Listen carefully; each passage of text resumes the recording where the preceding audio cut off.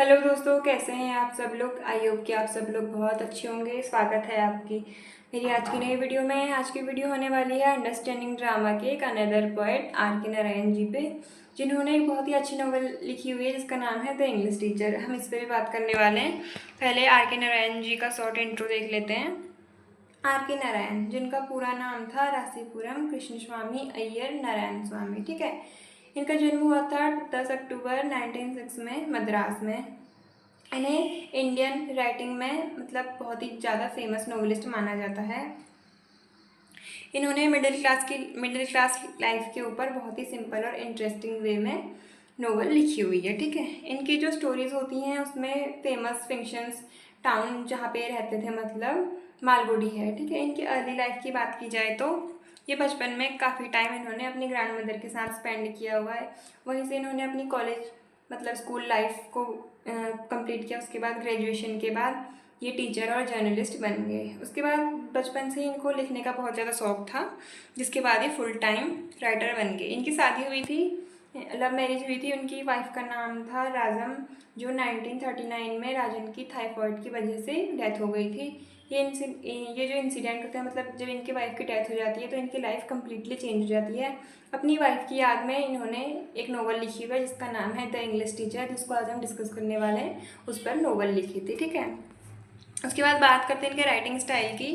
तो ये बहुत सिंपल, क्लियर और इजी वे में लिखते थे। इन्होंने real Indian life, family values और इमोशंस को बहुत ब्यूटीफुली प्रेजेंट किया हुआ है, ठीक है। इनकी जो राइटिंग होती थी उसमें ह्यूमर, इमोशंस, रियलिज्म का परफेक्ट कॉम्बिनेशन दिखाया गया। ये इतने अच्छे राइटर थे, इतने अच्छे नॉवेलिस्ट थे कि इनको 3 बार अवार्ड भी मिला हुआ था। सबसे पहले मिला था साहित्य अकेडमी अवार्ड, दूसरा मिला था पद्म भूषण और तीसरा मिला था पद्म विभूषण, ठीक है। फिर 13 मई 2001 को चेन्नई में इनकी डेथ हो गई थी।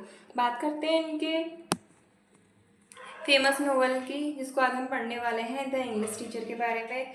अगर इसका हम शॉर्ट इंट्रो दे तो ये कुछ इस तरह से है कि द इंग्लिश टीचर आर के नारायण ने अपनी सैनिक बायोग्राफी मतलब ऑटोबायोग्राफी कह सकते हैं, जैसे बहुत सारे पोइट पहले भी लिखते हुए आए हैं उनकी तरह है, ठीक है। इसमें जो एक हीरो है जिसका नाम कृष्णा है, मतलब ये खुद के ऊपर ही रख रहे हैं कृष्णा है, जिसकी वाइफ का नाम सुशीला है। ये मालगुडी के अल्बर्ट मिशन कॉलेज में इंग्लिश टीचर है, ठीक है। इसमें बताया गया है कि जो हैप्पीनेस होती है ये फैमिली के साथ रहने में होती है, और जो ट्रू लव होता है वो कभी ख़त्म नहीं होता, मतलब डेथ के बाद भी दो लोगों को अलग करने के बाद भी कभी ख़त्म नहीं होता, ठीक है। जो इस स्टोरी का फर्स्ट पार्ट है, इस स्टोरी को थर्ड या फोर्थ पार्ट में डिवाइड किया गया है, तो हम एक एक करके सारे पार्ट को पढ़ने वाले हैं, ओके।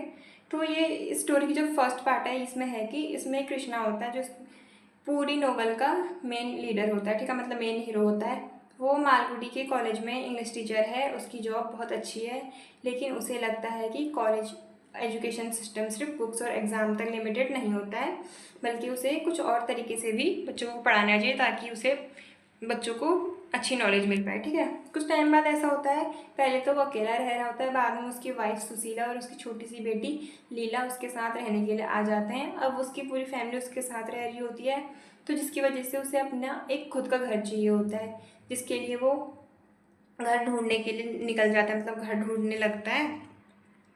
पर जो सुशीला होती है उसे बहुत अच्छा सा घर चाहिए होता है जिसमें वो फ्यूचर में रह सके, उसे अच्छे से डेकोरेट कर सके इस चीज़ के लिए, ठीक है। तो सुशीला खुद भी घर ढूंढने के लिए निकल जाती है। ऐसी मतलब तीनों साथ में रह रहे होते हैं, सब कुछ अच्छा चल रहा था, बट फिर कुछ ऐसा हो जाता है कि जिसकी वजह से सब कुछ ख़त्म हो जाता है, ठीक है।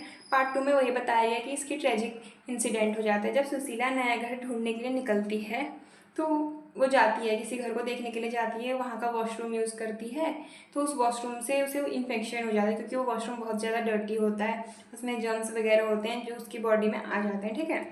जब उसको मतलब शुरू में कोई प्रॉब्लम वगैरह होती है तो सबको नॉर्मल लगता है कि ठीक हो जाएगा, बट ऐसा कुछ नहीं होता है।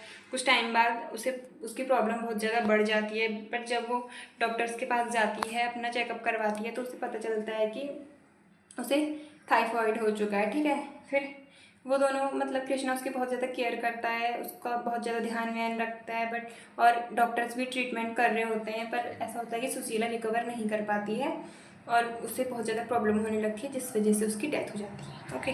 फिर यहाँ पे उसकी डेथ के बाद ये चैप्टर पूरी तरीके से चेंज हो जाता है। कृष्णा की लाइफ का चैप्टर पूरी तरह से एंड हो जाता है। जो कृष्णा है वो मेंटली मतलब वो हो जाता है, डिस्ट्रैक्ट हो जाता है, उसको अपनी लाइफ से कोई मतलब नहीं रहता है, वो इधर उधर ही भटकने पर रहता है। ठीक है। थर्ड पार्ट में बताते हैं कि कृष्णा की स्पिरिचुअल जर्नी स्टार्ट हो जाती है। सुशीला की डेथ के बाद कृष्णा बहुत ज़्यादा लोनली फील करता है। उसे हर जगह बस सुशीला की याद आती है, उसे हर जगह बस सुशीला सुशीला दिखाई देती है।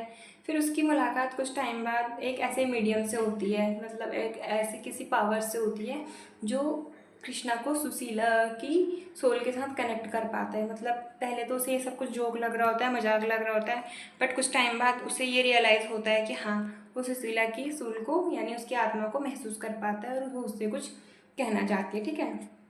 फिर ऐसा ही होता है, इस स्टोरी में आगे बताया जाता है कि कृष्णा को सुशीला की सूल दिखाई देती है और सुशीला की आत्मा दिखाई देती है, जो उसे ये बताती है कि तुम अपनी लाइफ को दुख में बर्बाद मत करो, जो हमारा प्यार है वो कभी ख़त्म नहीं होगा, मतलब दूरियों से हमारा प्यार कभी ख़त्म नहीं होगा।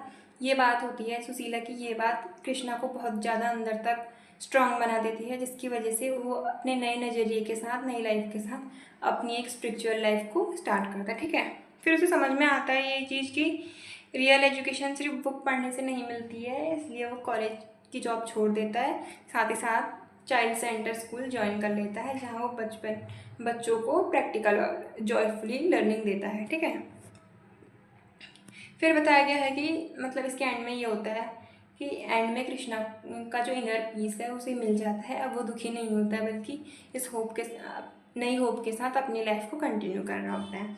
तो जो इस स्टोरी में कृष्णा होता है, उसकी लाइफ में बहुत ज़्यादा खुशियाँ होती हैं। पहले वो बहुत ज़्यादा खुश रहता है, बट उसके बाद क्या होता है कि उसकी लाइफ में अचानक से कुछ चीज़ें ऐसी हो जाती हैं जिसकी वजह से वो बहुत ज़्यादा दुखी हो जाता है, मतलब डिप्रेशन में चला जाता है, लाइक कह सकते हैं। बट कुछ टाइम बाद जब उसके अंदर की आत्मा उसको ये चीज़ फील करवाती है कि नहीं, उसे ऐसे ही नहीं रहना चाहिए, उसे कुछ करना चाहिए, तो उसकी वजह से वो अपने दुख को छोड़कर अपनी लाइफ में आगे बढ़ता है।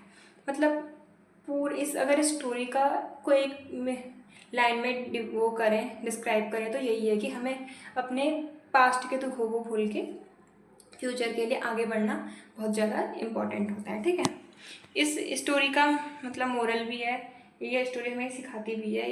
ये कृष्णा ने खुद मतलब R.K. नारायण है, उन्होंने खुद ही बताया है कि ये नोवेल बहुत ही इमोशनल और स्प्रिंग से भरी हुई है। ठीक है। इसमें R.K. नारायण ने अपनी लाइफ के एक्सपीरियंस को हमारे साथ शेयर किया हुआ है और दिखाया है कि मतलब ये नोवेल हमें सिखाती है कि लव, फैमिली, स्पिरिचुअलिटी और सेल्फ रिकवरी ही लाइफ का असली मीनिंग होता है। ये सिर्फ एक टीचर की कहानी नहीं थी, मतलब ये खुद उनकी कहानी नहीं थी, बल्कि इंसान के दुख से स्ट्रेंथ तक का सफ़र था। ठीक है। आई होप आपको ये वीडियो समझ में आई होगी, आपको ये नोवेल अच्छी लगी होगी। मिलते हैं नेक्स्ट वीडियो में, तब तक के लिए बाय बाय, टेक केयर।